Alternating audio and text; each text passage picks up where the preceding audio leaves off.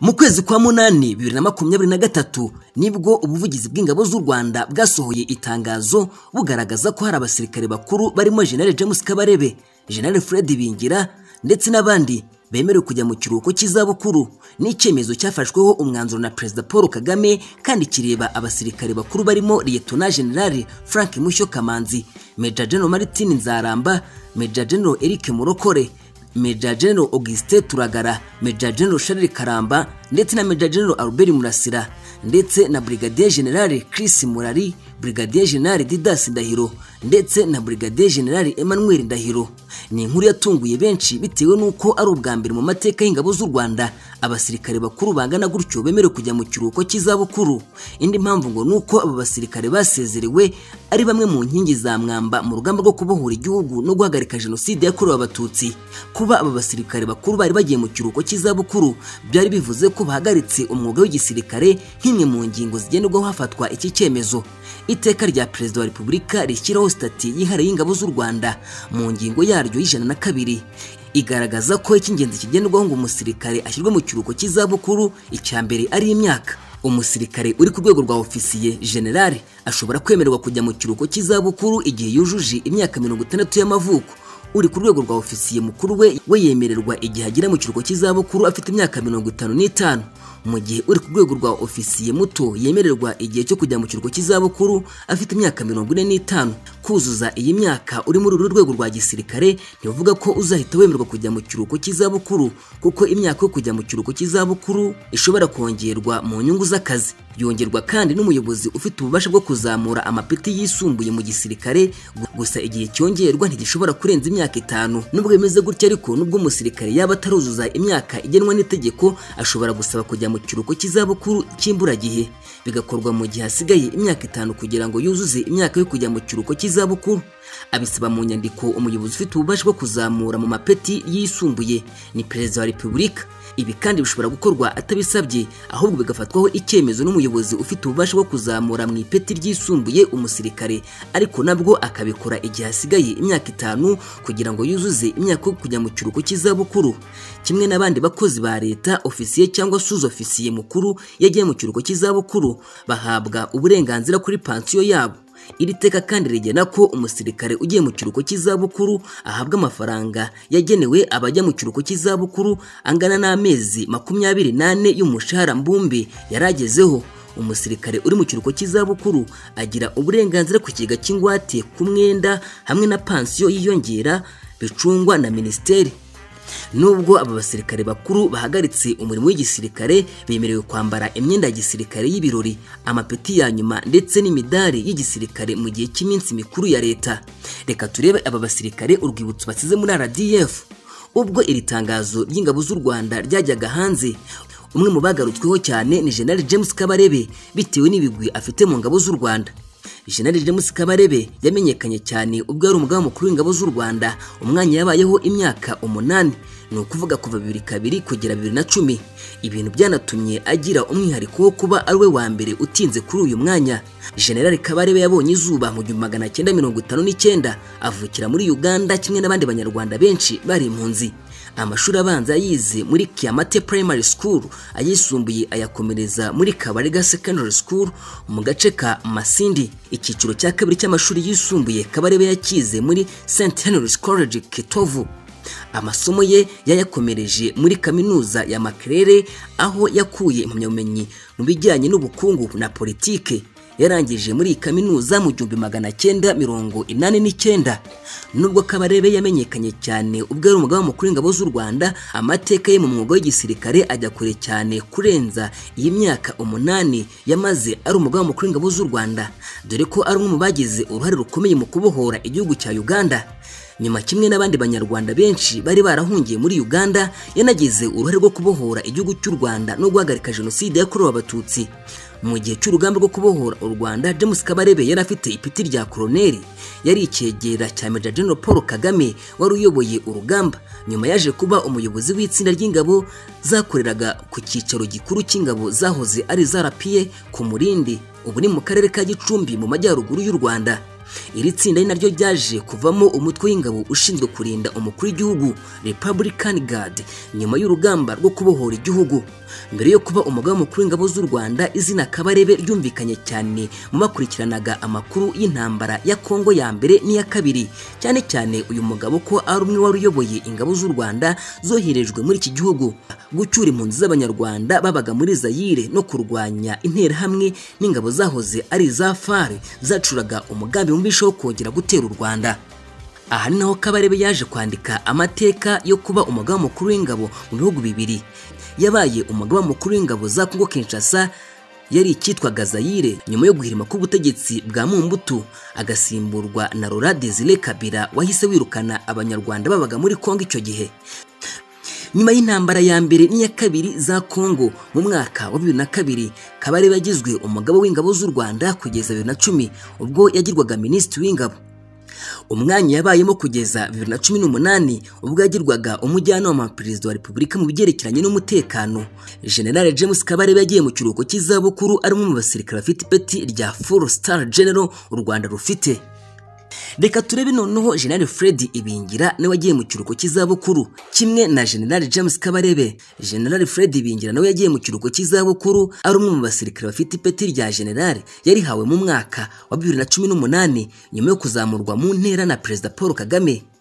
Yari uwa kane ubonye iri peti nyuma ya General James Kabarebe. General Patrick Nyamvumba, nyakwigendera General Marcel Gatsinzi, uyu mugabo w'imyaka isaga 60 yavukiye muri Uganda aho umuryango we wari warahungiye.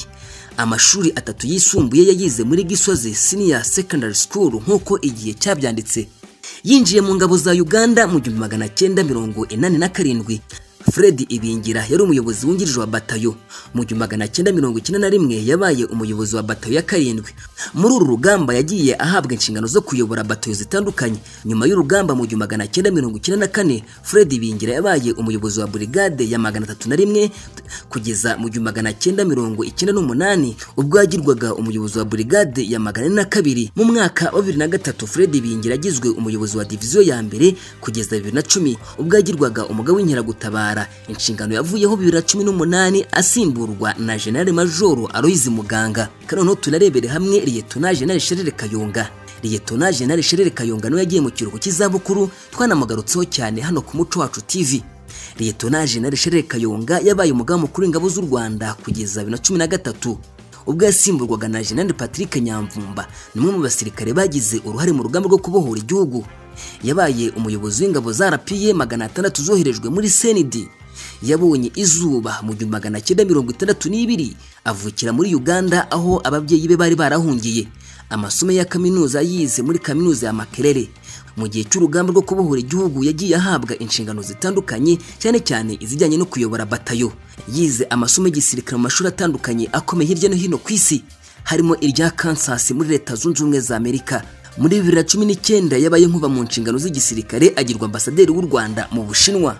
Reka none tunarebere Lieutenant General Frank Mushyo Kamanzi.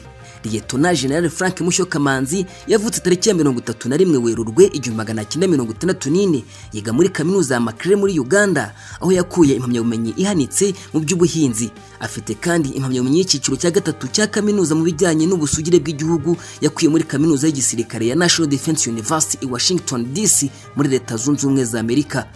Kamanzi mu 1993 yabaye ofisiye uhagarariye RPA mu bikorwa byo kugenzura ishyirwa mu bikorwa by'amasezerano y'amahoro ya Arusha mu Rwanda, na ofisiye uhagarariye RPA wakoranaga n'ingabo z'umuryango w'abibumbye zakoreraga mu Rwanda UNAMIR mu 1994 kugeza 1995. Yabaye umwe mu bari bagize komisiyo yakurikiranye ibijyanye n'amasezerano ya Rusaka yo kugarura amahoro muri Kongo. Aba umujyanama wa perezida wa Repubulika mu bijyanye n'umutekano 2005, umugaba wungirije w'ingabo z'umuryango wa Afurika yunze ubumwe mu butumwa kugarura amahoro muri Sudani hagati ya 2006 na 2007. Kuva 2009 kugeza 2010 yayoboye ishuri rikuru ry'igisirikare rya Nyakinama, anayobora by'agateganyo ishuri ryigisha amahoro rya Nyakinama, ayobora ishuri rya gisirikare rya Gako, naho 2012 agirwa umugaba w'ingabo zirwanira ku butaka.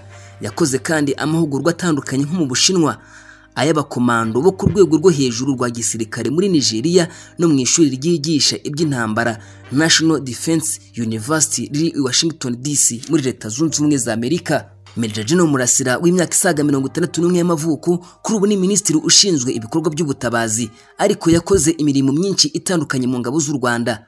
Major General Albert Murasira mbere yo kujya muri uwo mwanya yari minisitiri w'ingabo wa 10 kuva u Rwanda rwabona ubwigenge mu 1962, umwanya yagiyeho 2018. Afite impamyabumenyi y'icyiciro cya gatatu cya kaminuza mu bumenyi bwo gucunga imishinga yabonye 2016 ayikuye muri kaminuza ya Liverpool mu Bwongereza. Anafite kandi impamyabumenyi y'icyiciro cya kabiri cya kaminuza mu bumenyi bw'imibare yakuye muri kaminuza y'u Rwanda 1988. Major General Albert Murasira winjiye mu ngabo z'u Rwanda mu 1989 mbere yo kuba minisitiri w'ingabo yari umuyobozi mukuru wa Zigama CSS kuva muri Gashyantare 2012. Reka turebe noneho Major General Charles Karamba. Major General Charles Karamba aherutse kugirwa ambasaderi w'u Rwanda muri Ethiopia. Mbere yaho yari ambasaderi w'u Rwanda muri Tanzania. Mbere yo kugirwa ambasaderi muri Tanzania 2018, Major General Karamba yari umugaba mukuru w'ingabo zirwanira mu kirere. Major General Karamba yari umugaba mukuru w'ingabo zirwanira mu kirere mu gihe cy'urugamba rwo kubohora igihugu. Karamba n'umwe mu basirikare 600 barapiye bari boherejwe n'amasezerano ya Arusha kurinda abanyapolitike ba FPR Inkotanyi bari mu ngoro y'inteko ishinga amategeko yarizwe nka CND ikimihurura. Nyuma y'urugamba rwo kubohora igihugu, Karamba yakoze imirimo itandukanye mu gisirikare cy'u Rwanda, harimo kuba umuyobozi w'ishami rishinzwe ubushakashatsi muri RDF, yayoboye bato ya 511 ndetse n'iya 301 mu ngabo z'u Rwanda. Ayobora agashami gashinzwe gutanga amasoko mu ngabo z'u Rwanda, aba umunyamabanga wa komite ishinzwe igenamigambi no gutanga amasoko muri RDF, aba umugaba mukuru w'ingabo za Loni zishinzwe kugarura amahoro muri Sudani y'Epfo. Brigadier General Charles Karamba afite impamyabumenyi y'icyiciro cya kabiri cya kaminuza mu bijyanye na siyanse yakuye muri kaminuza ya Makerere muri Uganda. Impamyabumenyi y'icyiciro afite kandi impamyabumenyi y'icyiciro cya gatatu cya kaminuza mu bijyanye n'imibanire mpuzamahanga yakuye muri kaminuza yo muri Ghana. Anafite kandi impamyabumenyi y'icyiciro cya gatatu mu by'umutekano yakuye muri USA National Defense University. Reka noneho turebe Major General Augustin Turagara. Major General Augustin Turagara uri mu basirikare bagiye mu kiruhuko cy'izabukuru, yakoze imirimo itandukanye mu ngabo z'u Rwanda irimo kuba umuyobozi w'ikigo cya gisirikare cya Kanombe. Yabaye kandi umuyobozi w'ingabo zikorera ku cyiciro gikuru cy'ingabo z'u Rwanda. Brigadier General Emmanuel Ndahiro niwe tugezeho. Brigadier General Emmanuel Ndahiro ni umusirikare w'umwuga, akaba n'impuguke mu by'ubuvuzi. Yakoze mu nzego zitandukanye zirimo kuba umuyobozi w'urwego rw'iperereza n'umutekano guhera 2004, umwanya yavuyeho 2011. Mbere yaho yabaye umuvugizi w'ingabo z'u Rwanda guhera 1994 kugeza mu mwaka w'2000. Mu myaka ya vuba Ndahiro yari umuyobozi mukuru w'ibitaro bya gisirikare bya Kanombe. Brigadier General Didas Ndahiro mu Gushyingo 2019 yagizwe umuyobozi mukuru w'ishuri rikuru rya gisirikare rya Nyakinama. Mbere yaho yabaye umuyobozi w'ishami ry'igisirikare rishinzwe ikoreshwa ry'intwaro ziremereye. Reka noneho turebe na Major General Martin Nzaramba. Uyu mugabo yavutse mu 1967 mu gace ka Mpigi muri Uganda, aho umuryango we wari warahungiye. Uyu mugabo n'umwe mu bagize uruhare mu rugamba rwo kubohora igihugu. Nyuma yarwo yagiye ahabwa inshingano zitandukanye mu gisirikare zirimo kuyobora ikigo cy'ishuri rya gisirikare cya Nasho nk'uko igihe cyanditse iyi nkuru kibigaragaza. Major General Eric Murokore nawe arimo twagarutseho. Major General Eric Murokore n'umwe mu basirikare bagize uruhare mu rugamba rwo kubohora igihugu. Nyuma yarwo yagiye ahabwa inshingano zitandukanye zirimo kuba umugaba w'inkeragutabara mu ntara y'Amajyaruguru. 2018 n'umwe mu basirikare bazamuwe mu ntera na Perezida wa Repubulika ahabwa ipeti rya Major General avuye kuri Brigadier General.